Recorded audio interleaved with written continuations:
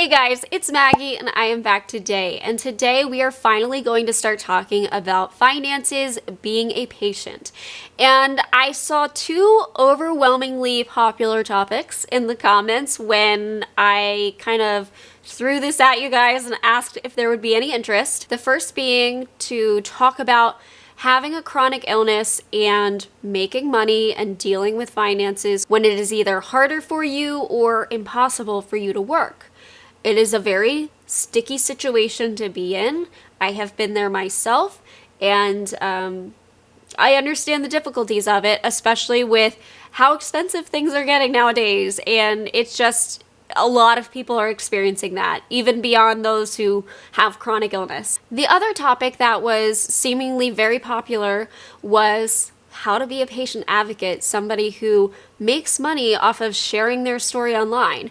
This is a kind of, I don't know, it has always felt weird for me to want to talk about it, but I have wanted to share this online for quite some time. I just didn't want anybody on YouTube, anybody who subscribes to me, to think that's what I think about them. Because YouTube for me, when I started it, it was not with the idea of, you know, this will be my future and this is what I'm going to do. It was truly a therapeutic thing, a way to find community when I felt very alone and just dealing with things that I thought I was the only human ever to experience.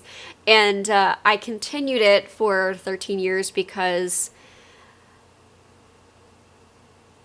the people that I have met through YouTube and the things that have come to be because of my sharing on YouTube really have made me who I am, have made me so much more confident in myself, and made me, you know, I joke that I've lost all dignity.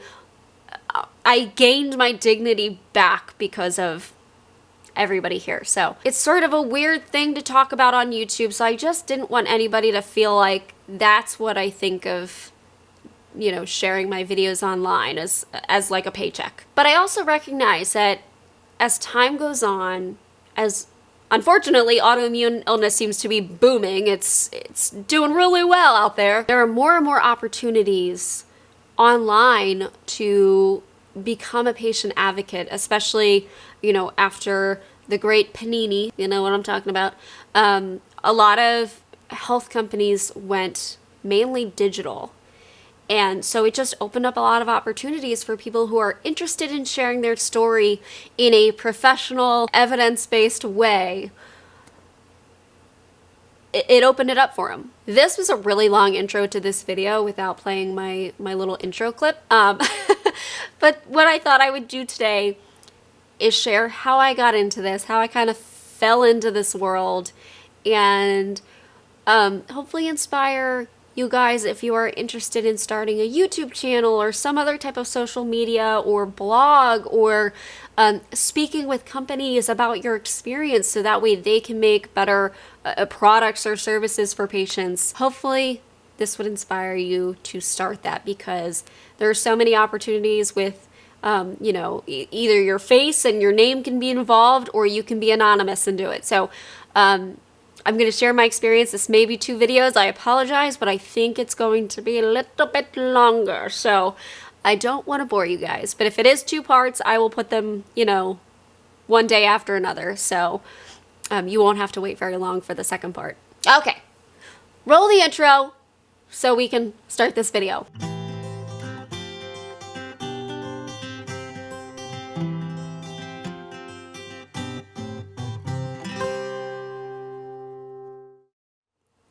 All right, so if you were unfamiliar with my background, you're here, you don't know who I am. I'm Maggie. I have something called Crohn's disease. It's an autoimmune illness. I've had it since I was a child, and it led to a lot of things for me.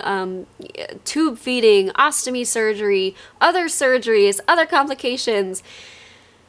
It really impacted my life. Let's put it that way. As a kid, before YouTube even existed, I think YouTube was founded in like 2008 or something. I might be wrong about that. I started my channel in 2009. Maybe it was 2007. You could probably Google it. I started my channel back in 2009. But that is not when I started enjoying video making. By no means did I want to be a videographer or a filmmaker, or I don't even know the terms, so I couldn't tell you.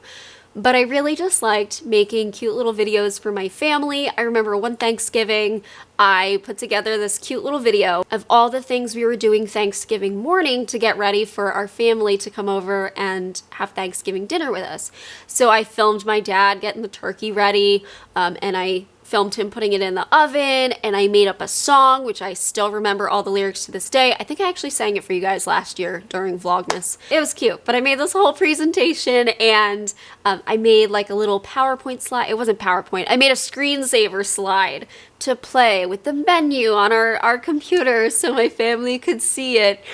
And I really enjoyed that stuff. So my dad got me my first little digital camera, which I think is what I was filming on in my first couple of videos. It was rough, but I so enjoyed doing that stuff, and I dabbled on YouTube. I posted some other videos under another channel name we don't need to discuss. I really liked makeup, so I was like, ooh, beauty influencer. God, no. I just liked making the videos. I really liked putting together the intro with music and stuff.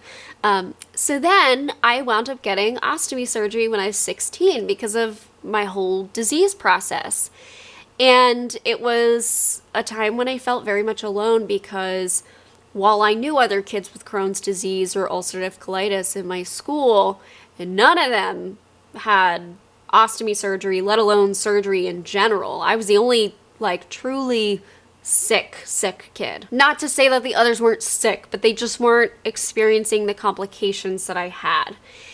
And so I was like, am I the only 16-year-old with an ostomy? Like, why have I not heard of anybody else with this? Why do I feel so alone in this? So that's when I put my first YouTube video out there. And I don't know if I told my story in the first video. It was in the first or second video.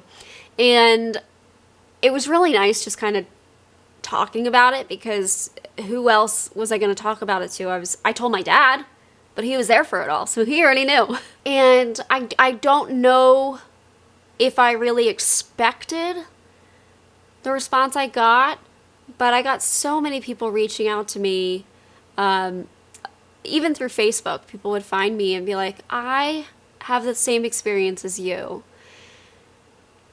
And they would be my age, they would be teenagers, and I'd be like, oh my gosh, this is amazing. So I continued making videos about, going in for dilation procedures, and I had a boyfriend at the time, made a couple of videos with him, and yeah, I really liked making the videos.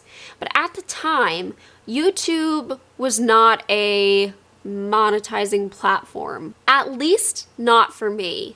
So when I started posting about my ostomy and ostomy related things and Crohn's disease related things, where it really started for me, where I kind of noticed a shift in me sharing my story and this potentially becoming something even bigger, was when companies would reach out, particularly ostomy related items, and say, hey, could we send this to you for free and you try it out? And so that's how I found some of my favorite brands. I felt very fortunate that companies were reaching out offering these items, because at the time I was very limited in what I owned ostomy wise. It was very basic medical gear. And if you know me, I like to make things special. I like to fancify things, because life is just more enjoyable when you can fancify things. And so ostomy care just felt very basic to me, very just like blah, and very medically and hospitally, which to an extent it should be, because it is a medical device and, a medical surgery. You have intestine hanging out of you. But it didn't feel special to me. And it started to feel special to me when these companies reached out offering neat products. One of the first companies that reached out was Trio Ostomy, and they sent me their line, and I was amazed by it. And a couple companies with different ostomy bag covers. And I was like, wait, you can put a cover on your ostomy bag, and they sent me like a silky one and a towel covered one. I was like, this is so cool. It opened up a whole world for ostomy stuff that I just wasn't aware of. Editing Maggie here. Of course, I pick the perfect freeze frame for me. Look at those eyes. Anyways, I am cutting in because I want to say this is how I currently still, many years later, find my favorite products when it comes to any health related issues that I have. And when I say products, I mean like quality of life improving products. It's not medical offices or professionals who are recommending them. They tend to recommend the, necessary items, the ostomy bag or flange, but they don't really go beyond that. They don't go into how are you going to live with this? What products are going to make it a little bit easier on you? And those kinds of items I have found through other patient advocates online. So that's why I like to share them online too. Okay, go back to regular Maggie. So that's kind of how that aspect started. And then my freshman year of college, I was still sharing online. I wasn't posting super often, but probably like once a month. And when it comes to YouTube, if you are interested in YouTube specifically, that is where my knowledge lies. Again, not an expert, but I have been on YouTube for 13 years and I've seen it change. So that's why I'm sharing this. At the time, I guess that I reached the minimum amount of views and subscribers to monetize my channel, which means that they would place ads throughout my videos and I would get a percentage of whatever the ad company, whatever company paid for the ad was going to pay YouTube. I would get a percentage of that. So I remember where I was in college. I was in the common area of my dorm signing up. I put in, I think at the time it was like PayPal or whatever you had to have. I don't really remember. I remember getting that all connected and signed up, and I felt so smart because I was like, oh man, this is such a grown-up thing to do. And I remember watching it every day, and I'd make like 6 pennies, and I was, woo! Rolling in the dough. No, but I was like, this is really neat because I'm spending, time and energy on this, and it's nice that I can receive something back from it, even though I was receiving something that's worth a lot more, I would think, to most people, and that's like the community and understanding from people that was just impossible to find before I started YouTube. That same year, I started to get paid sponsorships, which were definitely way more informal 10 years ago than they are today. There's a lot of FTC regulations around sponsorships. But at the time, I had a couple of brands. I had an ostomy protective belt company reach out, so I did a little partnership with them. And I remember I asked a friend who was interested in photography to take photos of me. So that was really cool, and it wound up in Phoenix Magazine, which actually I was just in like this winter, so that's really cool. And I did another little paid thing for I believe it was Comfizz, who had these nice tights sort of thing, like underwear. So that was like my first experience with it. And I got to learn how to talk to companies as an 18-year-old. And that was a little scary because these were adults with real jobs. And I was just this freshman in college hoping to one day be a nurse. And yeah.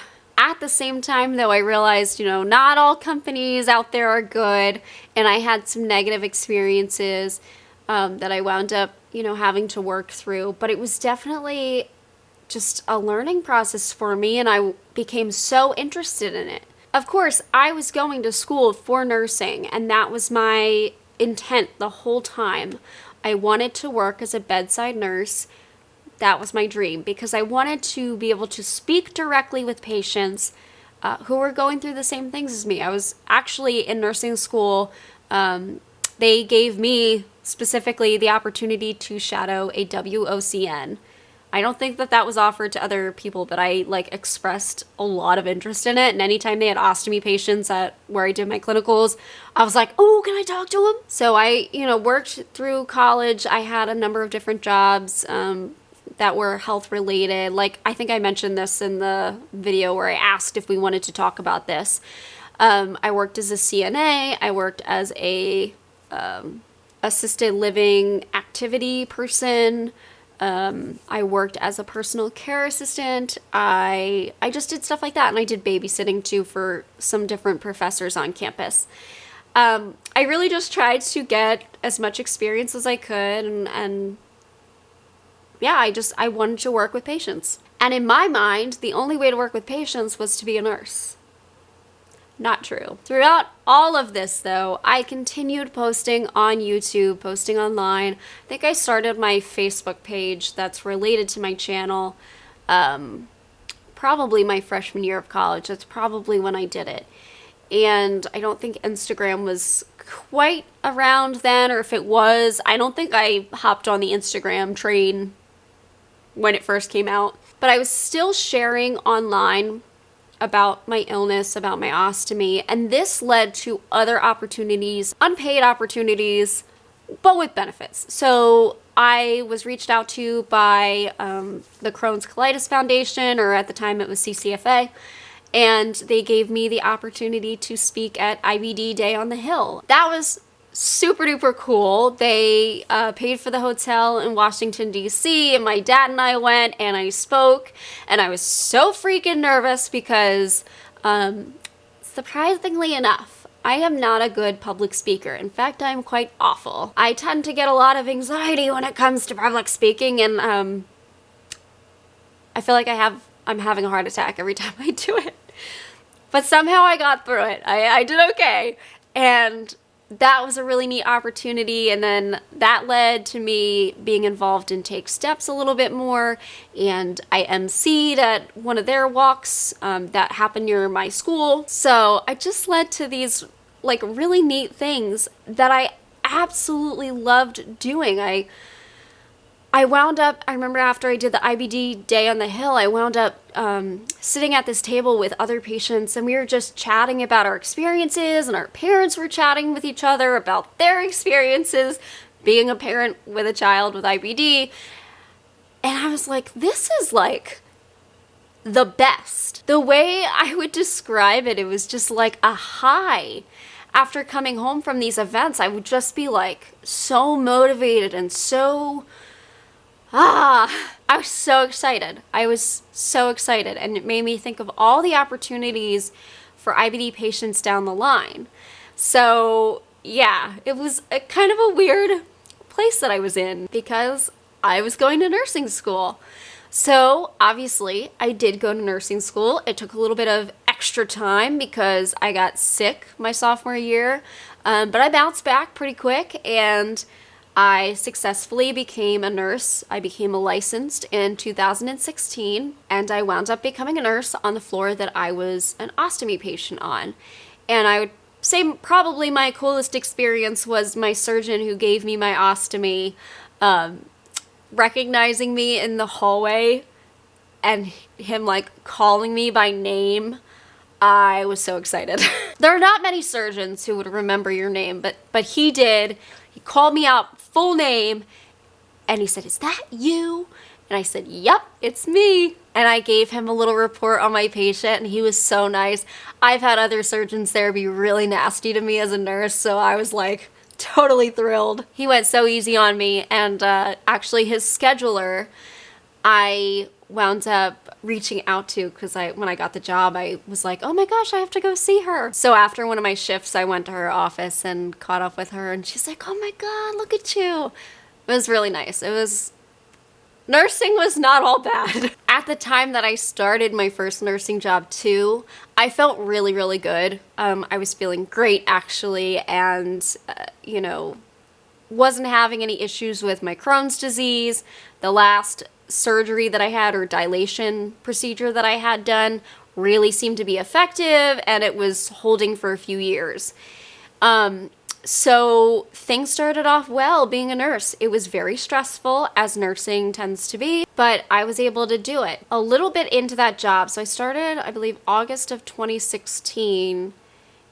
around the fall of 2017, I got reached out to by a very lovely person who has since passed away, another Crohn's disease patient who I'd actually been friends with on Facebook for years and years.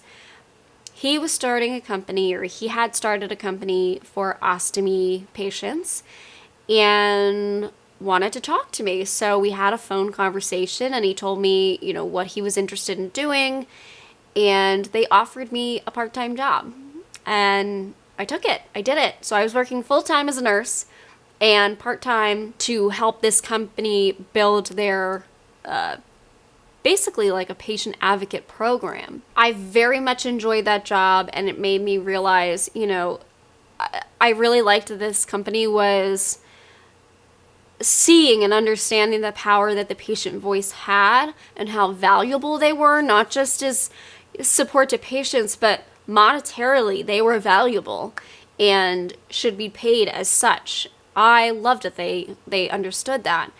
And that was such a neat position because I got to learn how to train patients and speak to patients. And I'll tell you what, I was nervous as heck starting that. But I learned so much. And because of that, I have made so many connections with ostomy patients and have made so many friends that are lifelong. And as I did both of these jobs, working 36 hours is what I think. Yeah, 36 hours as a nurse. Mind you, my commute was over an hour to get to the hospital, sometimes 2 hours. Those were awful, awful days, and I did 12-hour shifts. And then working part-time as this patient advocate coordinator, my health did decline. Not because of that. It was just, as Crohn's tends to do, it ebbs and flows, and it was a-flowing. It was getting worse, and I could feel my colon and my rectum declining. And I reached this just like time of difficult decisions, and it was the fall of 2019. I had just come out of the hospital from being septic from my stupid kidney, which I now believe is probably related to IBD and the adhesions that I've had from all my surgeries. I had this decision of, like, I went to school for 5 years to become a nurse, and, it's been my passion, and I genuinely love when I get to work with ostomy patients and Crohn's patients. I love speaking to them, but the time that actually happens, the amount of time that I can truly spend one-on-one with a patient was declining. Long before the great panini came along, nursing was declining. That's all I heard from the more experienced nurses on the floor, was how things were not the same as they were back in my day when I first started nursing. Not the best encouragement to keep working on a nursing floor. But I was just septic. I just got out of the hospital. My colon was declining. I found out that I needed the proctocolectomy surgery. And I was like, I don't know what to do. Like, do I leave nursing completely? I was working at the time. I had cut my time down so much. I went from full-time to part-time. As I went part-time at the hospital, I actually went full-time with the ostomy company because it was remote. It was something I could do from home. I did travel a bit for it, but I wasn't traveling as much as I was out of the house for the hospital job. So it was a bit easier on me. And I was like, do I quit this job that I probably won't ever get back, and pursue something different and change my path? And honestly, when I made the decision to leave my hospital job, I did get a little bit of judgment on it, and I still kind of do. Every time that I talk about where I worked and what I did, people are like, oh my God, that's amazing. It's so good for you. Like, how incredible. And I'm like, yeah, I used to work there. I left. And they're like, oh, you left? I'm like, yeah. Crohn's, surgeries, lots of them. Yeah. And there's always the disappointment of like, why would you leave? I'm like, I couldn't stay. Not only was I not doing well, but nursing was incredibly stressful. The commute there and back was awful. It was just too long for me. We were understaffed all the time. The hospital was constantly full. And the acuity of the patients that I was receiving compared to when I first started was just like getting worse and worse. And I know that's, patients can't control that. But it just, the retention was not great there. I think that's across the board with all, places though. So it was, I knew it was time. And that's when I seriously was like, do I explore this whole patient advocacy thing? It really, it kind of forced me to think about taking patient advocacy as a true role. And it's risky, because YouTube's not consistent at all. No way. And you have to do a lot for it to be big, I guess. Is that the right word I'm looking for? It takes a lot on YouTube for people to watch. And